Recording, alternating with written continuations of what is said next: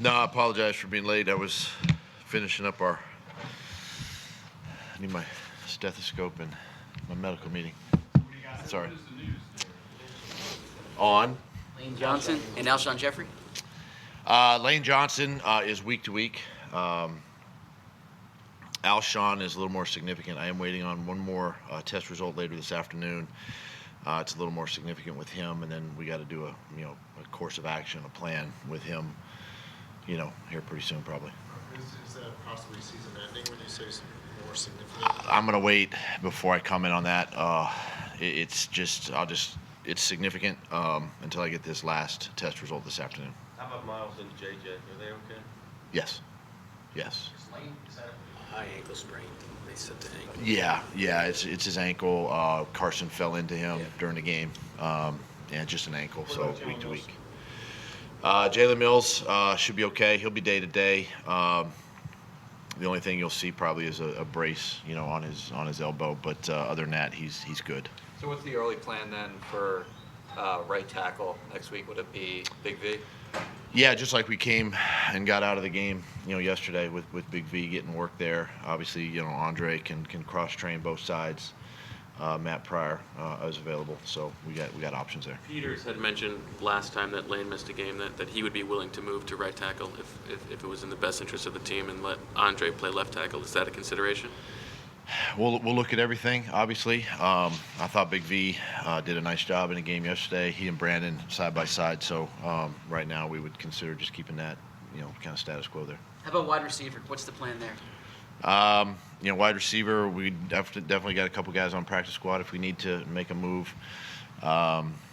Obviously, as you know, we could look outside the building, if we need to, but we're going to work through that today and try to get something in place here pretty quick. We're back on the field tomorrow. Do you expect to have Nelly on Sunday? Or is that still up in the air? That one's still up in the air. We just got to continue to work through his injury and where he's at. We got to continue to have conversations with him and see where he is prior to this week. Can you go into a game again with three receivers? I mean, obviously, you never know what's going to happen. We it's unfortunate with Alshon, early in this football game.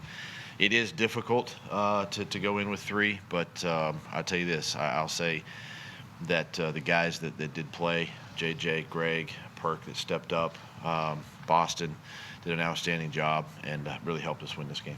Alshon has been playing through multiple injuries. Is this related to that as a cumulative effect? No, separate. Yeah, this is totally separate. Yeah.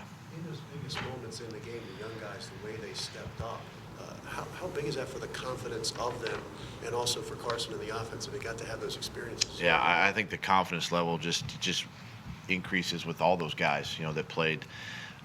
For JJ to have the success he did, and obviously Greg and Perk. I mean, and then just Carson to trust and have, that continuity with them, and all three of those guys had major impacts in the football game, and and that's exciting to see. And these guys they're eager and they're wanting to continue to learn and grow, and the more that they're working with Carson and that first unit, they'll just fit right in and hopefully help us, win another game. There's a lot of comparisons between Boston Scott and Darren Sproles for obvious reasons, but when you look at what Boston did yesterday and the play calling for him, how much of that is maybe some of the plays that you have left over from when Darren Sproles was still healthy and playing this offense? It's a little bit. A little bit of carryover there. I mean, there are. I think the comparison is good. Between the two, because body types and size and speed and athleticism and all that are relatively the same. And it was good to see Boston get in the game and do the things he did, honestly. And it just gave us as an offense, there was a change of pace. There was a quickness there, and that's just Boston. It takes nothing away from the other guys, but something we continue to to implement into our game plan and find ways to utilize him in the offense. After the game, you said that tempo had something to do with Carson's second half success. We've seen that over the years. What has been the reasoning behind not going as much to that? Well, we attempted actually in the first half to do that. We just were unsuccessful with some of the first or second down plays. We get, then we're in a third down situation, and it's hard to overcome. When we really got into our rhythm, we were creating more first downs. It was first down to first down to first down, or first to second, and then get another first down, stay on the field. So we got in a rhythm that way. But it's not from, our attempt as an offense to try to get to it sooner in the game. What about the opening drive? How long has it been since that? What did we go, 4 plays yesterday? Yeah, I mean, is the plan ever to just go in and say, To start, okay, no huddle? just to start, and just Yeah, let's just go. we talk about I know that it's been a sometimes. while. Yeah, we've talked about that. And I talked with the offense even in this game to do it not necessarily the first series, but at least maybe the second or third once we got into the flow of the game. Do you Doug, think with the Boston, energy- do you anticipate a role for him even when your other backs are healthy? I mean, has he shown you enough that he deserves a shot? Sure. Yeah, sure. And where we are right now as a team and offense, I think that his performance and what we've seen in practice too, and really it goes all the way back to training camp and some of the preseason games where he played and showed some of that speed and quickness.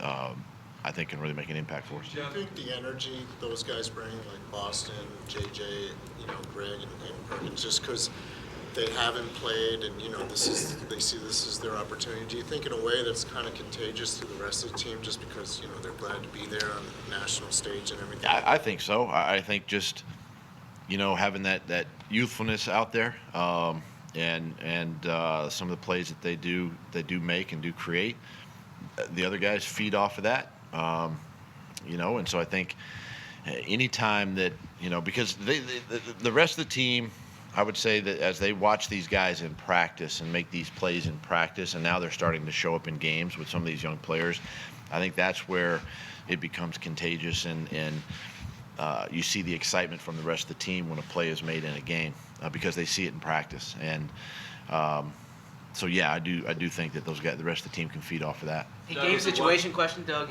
In the past, down 2 touchdowns, you would go for 2 on the first touchdown. You looked like you were thinking of it. Why didn't you go for 2 the first touchdown?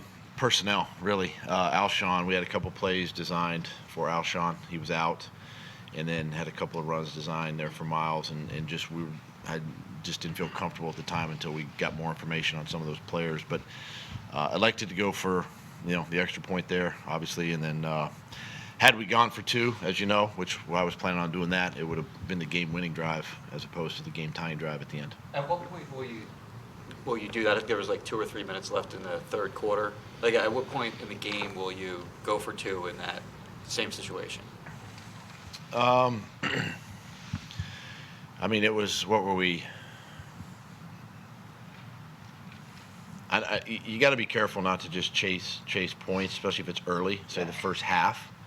But where we were in that game and not scoring until the third quarter, that was for us the right time, to go for 2. So you got to be careful that way. I don't think you do it necessarily in the first half of the game, but I think where we were was the right time. And there's been times where we've had 8, 9, or 10 minutes left in the fourth quarter, and of course then we would do it for sure. When you had the 4th and 3 and sent the offense onto the field for the punt unit, and then they called the timeout, were you planning on going for it, or were you trying to draw them off sides? One of 2 things. Well, 3 things really. Either attempt to draw them off, take the delay game, back up 5 and punt the football, or see if they would burn the timeout, which they did, and so we got 1 of 3. As you watched the tape, what changed in the second half? What on offense was different that allowed Carson to play so much better? I do think the tempo of the offense picked up. I think guys were, we had a little bit more success running the football. It was a good run defense, as we know, going into the football game, and so we had a little success there running the ball, which helped. The play action pass really picked up, and then getting Carson outside the pocket a couple of times. But I think just the tempo of the offense picking up and creating some plays helped us, get ourselves back in that game. Doug, we've seen some big games from Carson before, obviously back in 2017, even this year over in Green Bay. But where does this one rank from the standpoint of first overtime win, the drive he was able to put together late in the fourth quarter for kind of finding that momentum? I think this would have to be his number 1. game, quite honestly. And he would, you could ask him later this week, but I just think from the standpoint of putting the team on his back and leading this team down the field, down 2 scores and to tie the game and, of course, to win it in overtime. Some of the plays that he did make, whether it was, extending it with his legs or, keeping a play alive and finding receivers down the field, and then his toughness to stand in the pocket and take some shots. I would say this would be his number 1 game, in the 4 years that has really kind of, it's exciting for him, and I think it gives him confidence moving forward that way. You thought that before that question was asked, that you already thought that was his best game? Or is that something? Yeah, you think about some of the big games he's been in, go all the way back to the Rams game in 2017 where he was playing, he was having an MVP season that year, and that was a big game, obviously, to help us win the NFC East. And even though he got hurt that day, that was a big game. There's been games like that where he's had big games, but this one, where to be down the way we were and to lose another receiver, to lose your right tackle, and to really step up and make the plays in those conditions too. Really, to me, I feel like that's his best. That's his best he's played, and it's something he can continue to grow and work on. Carson plays Sunday. This will be the latest he's taken snaps into December in 3 years. How important are these last 3 games for him in terms of playing under this kind of pressure? I don't think there's any more. I don't think he has to put any more pressure on himself because of that. I think that the pressure will be there. What's important? How important is it for him to experience these types of playing conditions? He has yet to. Well, I think it's a little different, and I think it's different from this standpoint that the pressure that we may feel now is that every game's a must-win, as you know, and so for him, that's just where our team is, and our team has to understand that. I don't think that because he hasn't the last 2 seasons, played in these games. I just think he's past that. We're past that. We're too far down the road.